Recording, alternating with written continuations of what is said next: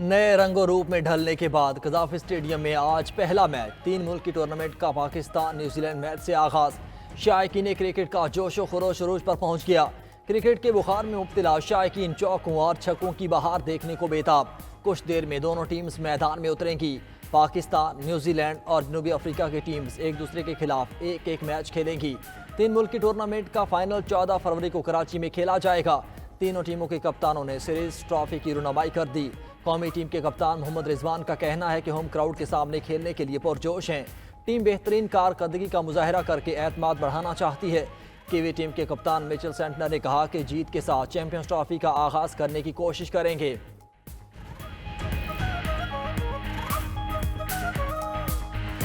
شاندار آتش بازی اور لائٹ شو سے نو تعمیر شدہ قذافی اسٹیڈیم کا افتتاح۔ ہزاروں شائقین کرکٹ نے شاندار تقریب کا لطف اٹھایا۔ عارف لوہار، آئمہ بیگ اور علی ظفر نے قذافی اسٹیڈیم کا میلہ لوٹ لیا۔ ریکارڈ مدت میں اسٹیڈیم کی تعمیر پر وزیر اعظم شہباز شریف کی چیئرمین پی سی بی کی تعریف۔ کہا شہباز سپیڈ ماضی کی بات ہے، یہ دور محسن سپیڈ کا ہے۔ امید ہے قومی ٹیم چیمپئنز ٹرافی جیت کر قوم کو تحفہ دے گی۔ چیمپئنز ٹرافی جیت کر آپ پوری قوم کے ہیرو ہوں گے۔ پاک بھارت میچ کے لیے مجھے بھی ساتھ لے چلیں۔ وزیر اعظم نے قومی ٹیم کے کھلاڑیوں کے نام لے کر ان کی کارکردگی کو سراہا۔ شاہین آفریدی اپنے سوسر کی پیروی کریں اور وکٹس کے انبار لگا دیں۔ معزز مہمانوں کی شرکت نے قذافی اسٹیڈیم کی افتتاحی تقریب کو 4 چاند لگا دیے۔ Chairman P C be Mohsin Naqvi نے معزز مہمانوں کے ساتھ چیئرمین باکس میں بیٹھ کر پوری تقریب دیکھی۔ چیئرمین 92 نیوز میاں محمد رشید، سابق chairman P C B Chaudhry Zaka Ashraf, Najam Sethi, Rameez Raja اور آئی جی پنجاب عثمان انور تقریب میں شریک ہوئے۔ وزیر اعلیٰ پنجاب مریم نواز، وفاقی وزراء نے بھی تقریب میں شرکت کی۔ قومی کرکٹرز کے ساتھ ساتھ ماضی کے cricket stars, P C be اور آئی سی سی کے عہدیدار بھی شریک ہوئے۔ کھلاڑیوں نے قومی ٹیم کی نئی جرسی کی رونمائی کی۔ آئی سی سی نے چیمپئنز ٹرافی کا آفیشیل ترانہ بھی جاری کر دیا۔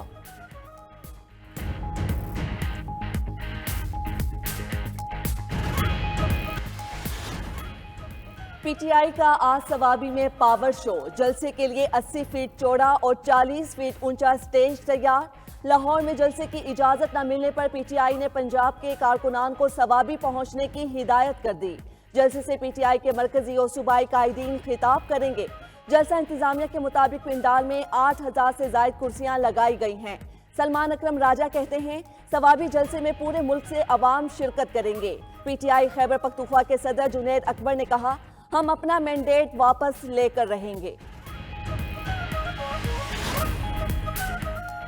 ایک ٹولہ ہر وقت یوم سیاہ مناتا رہتا ہے۔ خیبر پختونخوا کی عوام کو 12 سال میں صرف فتنہ فساد ملا۔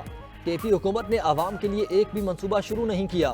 وزیر اطلاعات پنجاب عظمہ بخاری کے سیاسی حریف جماعت پروان نیوز کانفرنس میں بولی کہ ایک جماعت کے مقدر میں صرف رونا ہے۔ ملک کی معیشت کی صورتحال بہتر ہو رہی ہے۔ پنجاب بھر میں اسپتال تعمیر ہو رہے ہیں۔ پنجاب میں مریم نواز کی حکومت آنے سے عوام کو ریلیف ملا۔ مسلم لیگ نون دوسرے صوبوں میں ترقی چاہتی ہے۔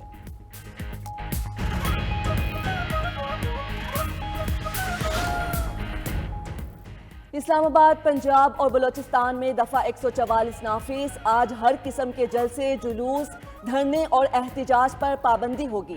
دفعہ 144 کے نفاذ کا فیصلہ امن و امان کے قیام، انسانی جانوں اور املاک کے تحفظ کے لیے کیا گیا۔ فیصلہ کابینہ کمیٹی برائے امن و امان کی سفارش پر کیا گیا۔ ترجمان بلوچستان حکومت کے مطابق صوبے میں دفعہ 144 کا نفاذ 15 دن رہے گا۔ صدر مملکت آصف علی زرداری 5 روزہ دورہ چین کے بعد وطن واپس روانہ۔ صدر مملکت نے دورے میں چینی ہم منصب صدر شی جن پنگ اور وزیر اعظم لی چیانگ سے ملاقاتیں کی۔ دورے کے دوران پاکستان اور چین کے درمیان مختلف شعبوں میں تعاون کی یادداشتوں پر دستخط کیے گئے۔ صدر مملکت نے چینی شہر ہاربن میں 9ویں ایشین ونٹر گیمز کی افتتاحی تقریب میں شرکت کی۔ برونائی دارالاسلام کے سلطان، کرغزستان کے صدر، تھائی لینڈ کے وزیر اعظم بھی تقریب میں شریک ہوئے۔ ونٹر گیمز 14 فروری تک ہاربن میں جاری رہیں گی۔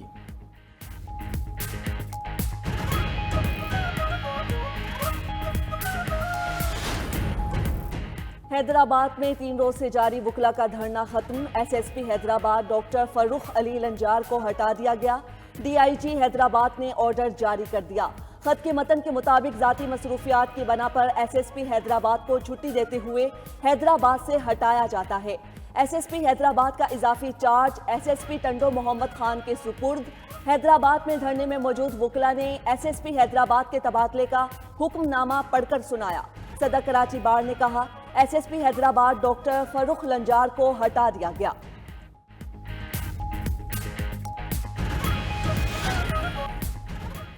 امریکہ کا ٹیرف کی جنگ میں مزید دھول اڑانے کا فیصلہ، ٹرمپ کا اگلے ہفتے کئی ممالک پر جوابی ٹیرف لگانے کا اعلان۔ وائٹ ہاؤس میں جاپانی وزیر اعظم کے ساتھ نیوز کانفرنس میں امریکی صدر نے کہا شمالی کوریا سے تعلقات قائم کریں گے، شمالی کورین صدر سے اچھے تعلقات سب کے لیے فائدہ مند ہوں گے، دنیا کے ہر اس رہنما سے ملوں گا جہاں مشکلات پیش آ رہی ہیں، روسی صدر پیوٹن سے بھی بات چیت کرنا چاہتے ہیں، یوکرین جنگ ختم ہونی چاہیے، ایٹمی اسلحے میں کمی کے لیے مختلف ممالک کے ساتھ بات کرنا ہوگی، غزہ سے متعلق منصوبے کو آگے بڑھانے میں کوئی جلدی نہیں۔ دوسری طرف ٹرمپ نے جو بائیڈن کی خفیہ معلومات تک رسائی روک دی، جو بائیڈن کو روزانہ کی بنیاد پر انٹیلیجنس بریفنگ بھی نہیں دی جائے گی۔ امریکی صدر کا کہنا ہے جو بائیڈن نے 2021 میں میرے ساتھ بھی ایسا ہی کیا تھا۔ ٹرمپ کا بائیڈن دور کی گن کنٹرول پالیسیز پر نظر ثانی کا حکم، کہا FBI میں بڑی سرجری کی ضرورت ہے۔ امریکی صدر کا US ایڈ کے تقریباً تمام عملے کو فارغ کرنے کا فیصلہ۔ امریکی میڈیا کے مطابق ٹرمپ نے US ایڈ عملے کے 10,000 اراکین کو فارغ کرنے کا نوٹس بھیج دیا۔ نوٹس میں لکھا گیا کہ US ایڈ میں صرف 611 ملازمین کو رکھا جائے گا۔ ٹرمپ نے افرادی قوت کو کم کرنے کے ایگزیکٹو آرڈر پر دستخط کیے ہیں۔ امریکی صدر ٹرمپ نے کہا تھا کہ US ایڈ کو پاگل چلاتے ہیں۔ خبر ایجنسی کے مطابق امریکہ 180 ممالک کو $72 ارب US ایڈ کے ذریعے فراہم کرتا ہے۔ دوسری طرف امریکی عدالت نے US ایڈ کو مکمل ختم کرنے سے روک دیا۔ 2200 ملازمین کو جبری رخصت پر بھیجے جانے پر عارضی پابندی لگا دی۔ عدالت نے ایجنسی کے تقریباً تمام اوورسیز ملازمین کو 30 روز میں واپس بلانے کے نوٹس کے خلاف حکم دیا۔ امریکی میڈیا کے مطابق وفاقی یونین نے عدالت سے درخواست کی ہے کہ ٹرمپ نے اقدام کے لیے کانگریس سے اجازت نہیں لی۔ ٹرمپ کا اقدام غیر آئینی اور غیر قانونی ہے۔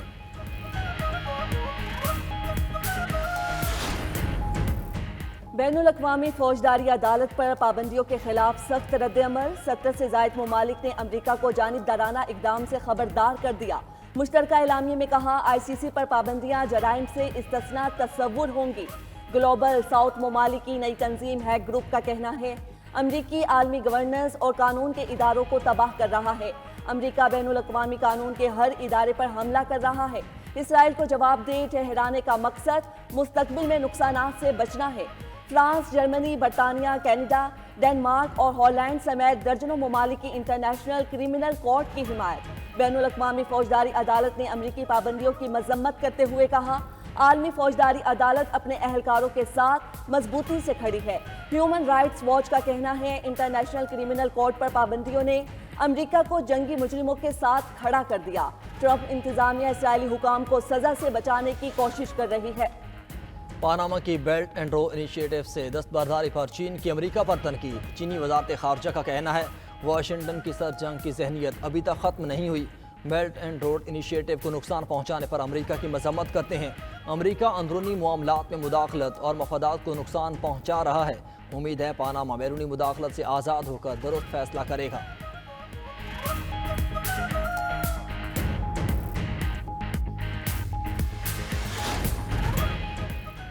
مستقبل میں پانی کی کمی جیسے چیلنجز کا سامنا کرنا پڑ سکتا ہے۔ موسمیاتی تبدیلی ایک اہم اور سنگین مسئلہ ہے۔ پاکستان موسمیاتی تبدیلی سے متاثرہ ممالک میں شامل ہے۔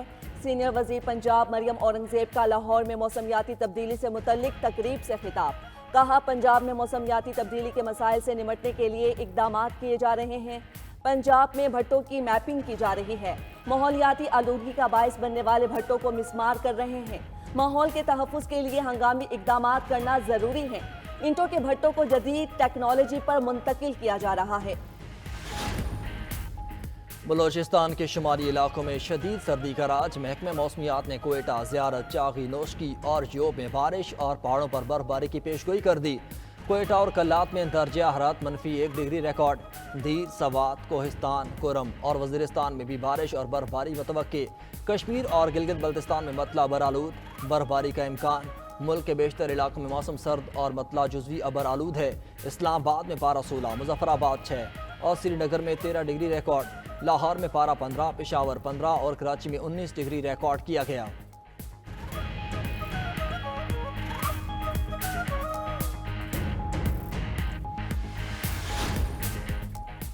اعلانات اور یقین دہانیوں کے باوجود پارا چنار کے بند راستے کھل نہ سکے۔ تل پارا چنار مین شاہراہ 130 روز سے ہر قسم کی آمد و رفت کے لیے بند۔ راستوں کی مسلسل بندش کے باعث شہریوں کو شدید مشکلات کا سامنا۔ اپر کرم کی 5 لاکھ آبادی محصور ہو کر رہ گئی۔ ادویات کی عدم دستیابی کے باعث اموات میں اضافہ۔ تاجر برادری کا کہنا ہے ٹل اور ہنگو میں گاڑیاں گزشتہ 1 ماہ سے رکی ہوئی ہیں۔ گاڑیوں میں موجود مال خراب ہوتا جا رہا ہے۔